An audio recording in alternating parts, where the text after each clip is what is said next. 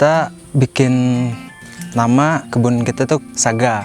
Kita punya kayak brand lah ya.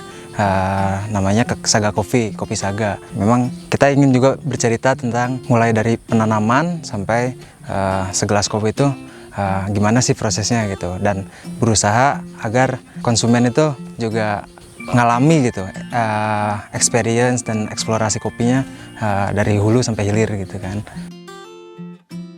Saga itu sebetulnya awalnya dari pengolahan kita namanya saung gawir, tapi akhirnya kita redefinisi karena setelah kita lihat gitu kan, kita sering di alam gitu ya, dalam proses dari mulai penyemaian sampai jadi satu secangkir kopi itu ada 4 elemen yang benar-benar membantu kita gitu. Nah, Saga itu akhirnya kita bikin storytelling lah, semacam S-nya itu sun, kita dibantu sama matahari gitu kan. A-nya itu air, udara sangat mempengaruhi untuk segala, dari mulai tanam sampai brewing juga kan udara. G-nya ground, tanah yang kita butuhkan gitu kan.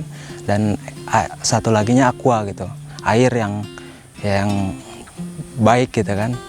Kita butuh 4 elemen itu untuk menghasilkan kopi yang baik juga. Ini kebun salah satu tempat aja gitu kan, ada di beberapa tempat. Yang ini mulai dari 2007 di sini digarap lah istilahnya ya. Lokasi di Rawabogo, Ciwidey. Sementara mulai terjun di kopinya sih sebetulnya dari 2002 ya. Kita nyeduh biji kopi ya. Asalnya juga dari biji juga gitu kan, biji disemai gitu kira-kira 6 bulan, setelah tumbuh jadi bibit. Setelah disemai itu kan biji itu benih, disemai jadi bibit. Nah, bibit ini barulah ditanam di tanah garapan ini gitu. Dan ditanam normalnya sih 3 tahun sampai 4 tahun dari sejak penanaman sampai berbuah panen gitu kan. Tapi ya kita karena untuk fertilizingnya juga mixing gitu ya, nggak pure organik sebetulnya gitu ya. Kita pakai pupuk kandang ditambah NPK juga karena butuh unsur-unsur yang lebih menggemburkan juga gitu kan, untuk pertumbuhan kopinya lebih cepat. Jadi kita sekitar 2 tahun lebihan udah bisa mulai panen gitu.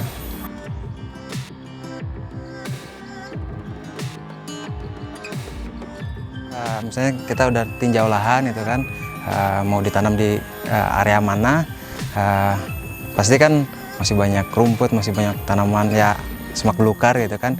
Kita bersihkan dulu, pembabatan rumput-rumput segala macam.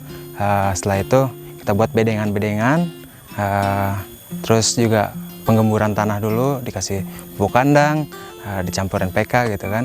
Setelah itu bibit yang tadi udah disemai itu mulai ditanam gitu kan, di lubang dulu si bedengan-bedengan itu, ya tinggal masukin aja si bibit itu. Tingginya kira-kira 30-50 cm lah. Untuk nyemai kan butuh attention yang lebih gitu kan, jadi kita lebih baiknya di tempat yang kita deket tinggalnya gitu. Sementara kan ini area garapan ini cukup jauh dari tempat tinggal kita gitu kan.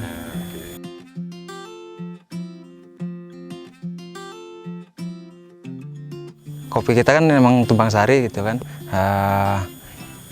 dan selain kopi gitu, kita tumpang sari dengan sayur-sayuran gitu kan. Kopi ini juga butuh tanaman keras lainnya yang istilahnya tanaman naungan gitu kan, biar hasilnya juga maksimal gitu. Kayak misalnya pohon jabon, suren, kayu putih dan lain-lain lah gitu. Untuk biar nggak longsor juga kayak gitulah, biar kuat.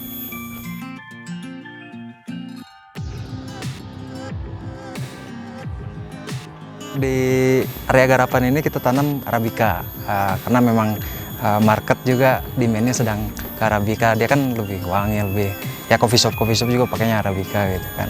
Ada juga kita tanam Robusta, cuma nggak begitu banyak gitu kan. Hanya untuk blendan ya, bikin kopi susu kayak gitu kan, butuh blend juga antara Arabica dan Robusta di mix lah gitu.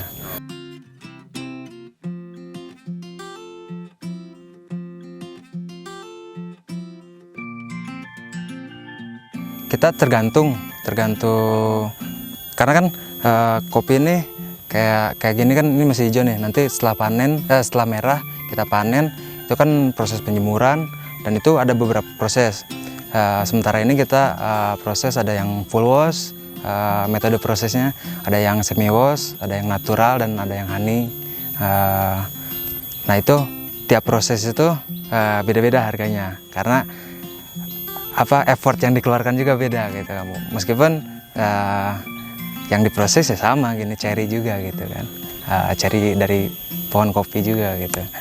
Ya, semua tergantung proses. Tergantung proses harganya, dan tergantung kita ngejual ke pasar retail atau ke pasar wholesale gitu kan. Kalau untuk wholesale kayak kita kebetulan juga kita sudah ekspor gitu kan, kita kan sudah ada kontrak gitu kan, negosiasi dulu sebelum kita mulai proses lah gitu ya.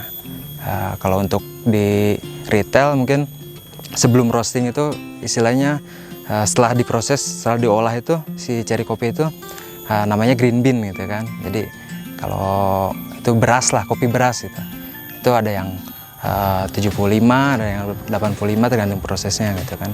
Yang Robusta sih relatif lebih murah gitu ya, karena memang